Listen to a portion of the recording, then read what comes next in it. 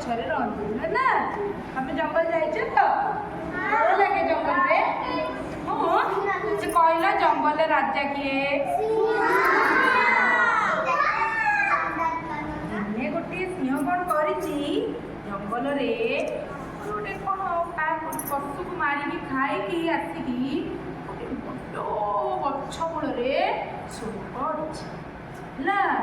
ଉପରେ ଗଛ ଉପରେ ମୂଷାମାନେ ସବୁ ଦୌଡ଼ ଦୌଡ଼ କରୁଥିଲେ ହେଲା। ଗୋଟେ ମୂଷା କୋଉଠି ରହେ କହିଲ? ଗାତରେ ରହେ ମୂଷା। କୋଉଠି ରହେ? ମୂଷାଟି ଚାଲି ଚାଲି ଯାଉଛି। ତାର କଣ ଖାଇବ ବୋଲି ଖୋଜୁଛି। ମୂଷା କଣ ଖାଇବ ବୋଲି ଖୋଜୁଛି? ଜଙ୍ଗଲର ଗଛରେ ସବୁ ଫଳ ପଡ଼ିଛି, ତାକୁ ସେ ଖାଇବ ନା ନାଇଁ? ସେ ଖୋଜୁଛି। ଖୋଜୁ ଜାଣିପାରିନି ସିଂହ ଉପରେ ଚଢ଼ିଗଲା ହେଲା।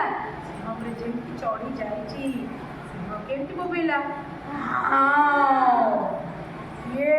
ମୋ ପିଠି ଉପରେ ଚଢ଼ିଲା, ମୋ ନିଦ ଭାଙ୍ଗିଲା, ମୁଁ ଆଜି ତାକୁ ଖାଇବି। କାହାର ଏତେ ସାହସ ମୋ ଉପରେ ଚଢ଼ିଲା? ଦେଖିଲା ବେଳକୁ ମୂଷା ସାଙ୍ଗେ ସାଙ୍ଗେ ସିଂହ କହିଲେ, ମହାରାଜ ମତେ କ୍ଷମା କରନ୍ତୁ, ମୁଁ ଛୋଟ ଜୀବଟିଏ, ମତେ ମାରନ୍ତୁନି, ମୋର ଭୁଲ ହେଇଯାଇଛି ମହାରାଜ। ସେ କହିଲା, କଣ କହିଲୁ? ତୋର ଭୁଲ, ତତେ ମୁଁ ଆଜି ଖାଇବି, ମୋ ଉପରେ ଚଢ଼ିଲୁ? ସେ କହିଲା, ମହାରାଜ ମୁଁ ଦିନେ ତମକୁ ନିଶ୍ଚୟ ସାହାଯ୍ୟ କରିବି, ତୁମ କାମରେ ଆସିବି, ମୁଁ ଛୋଟ ପ୍ରାଣୀଟିଏ, ମତେ ଖାଉନି, ମୁଁ ମରିଯିବି। ସିଂହ କହିଲା, ଆରେ ସତ ତ, ଏଇଟା ଏଡ଼ିକି ଟିକେ ଯିବ, ତାକୁ ଖାଇଲେ କଣ ମୋ ପେଟ ପୁରିବ? ତ ବଡ଼ ମହାବଳ ସିଂହ ନା ନାଇଁ? ସେ କଣ ହେଇଛି, ସେ ତାକୁ ଛାଡ଼ିଦେଲା ଯେମିତି ତାର ଚୁପ୍ ଚୁପ୍ ଯାଇକି ତା ଗାତରେ ପଶିଗଲା।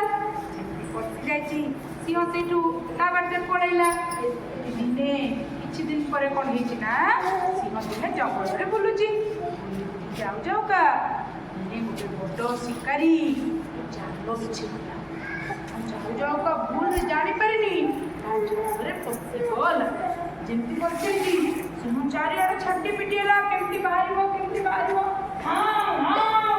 ଜୋରେ କରିଦେଲା। ଦେଖିଲା ବାହାରି ପାରୁନି, ଚାରିଆଡ଼ ଜାଲରେ ବେଶୀ ଛନ୍ଦି ହେଇ ରହିଗଲା। ଆଉ ଯେତିକି ଚେଷ୍ଟା କଲା ବାହାରି ପାରିଲା ହେଲା। କଣ କରୁଛି, ଜୋରେ ଗର୍ଜନ କରୁଛି। ମୂଷାକୁ ସିଂହ ରାଜାର ଡାକ ଶୁଭିଲା। ଆମ ରାଜାଙ୍କ ଡାକ କାନ ଶୁଭୁଛି।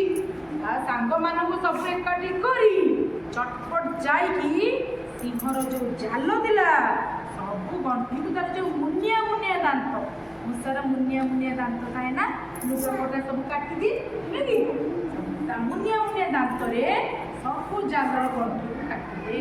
ସବୁ ମୂଷାମାନେ ମିଶିକି ଜାଲର ଗଣ୍ଠିକୁ ସବୁ କାଟିଦେଲେ। ସିଂହ ମୁକ୍ତ ହେଇଗଲା।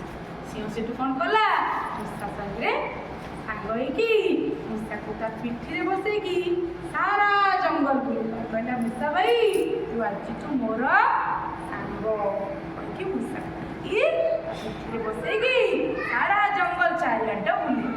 ତମେ ଏମିତି ସାଙ୍ଗ ହବ ନା, ବିପଦ ବେଳେ ସାହାଯ୍ୟ କରିବ ନା। ବିପଦରେ ଯିଏ ସାଙ୍ଗ ହୁଏ ସିଏ କୋଉଠି ପ୍ରକୃତ ସାଙ୍ଗ, କି ତମେ ଏମିତି ସାଙ୍ଗ ହବ ନା।